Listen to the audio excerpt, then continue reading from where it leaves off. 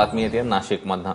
शिवडे इथे समृद्धी महामार्गाच्या मोजणीसाठी अधिकारी पुन्हा दाखल झालेले आहेत। वातावरण तणावपूर्ण आहे आणि प्रचंड पोलीस बंदोबस्त आहे। सागर वैद्य आपले प्रतिनिधी आपल्या सोबत आहेत। सागर, काय माहिती आहे, आताची काय स्थिती? अश्विन, खरं तर गेले 2-3 दिवस सातत्यानं शिवडे जे आहे ते तणावग्रस्त आहे। शेतकरी कुठल्याही परिस्थितीमध्ये अधिकाऱ्यांना मोजणी करून द्यायला तयार नाही।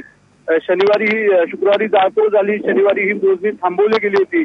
सगळ्या चर्चा ज्या आहेत त्या अयशस्वी ठरलेल्या होत्या आणि अखेर असं ठरलं होतं की जिल्हाधिकारी स्वतः या ठिकाणी येतील, शेतकऱ्यांशी चर्चा करतील आणि मग त्यांची समजूत घातली गेली तर पुढचा विषय सुरू होईल।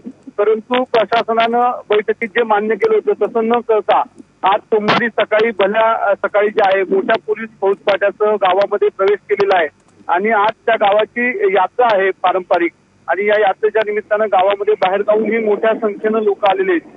परंतु अधिकारी जे आहेत ते मोजणी करण्याच्या मनस्थितीत असल्यामुळे तिथे शेतकरी आत्मदहन करून घेण्याचा इशारा देऊन पुन्हा एकदा जाळपोळ आणि दगडफेकीच्या तयारीत आहे। जाळपोळीला सुरुवात सुद्धा काही ठिकाणी झालेली आहे।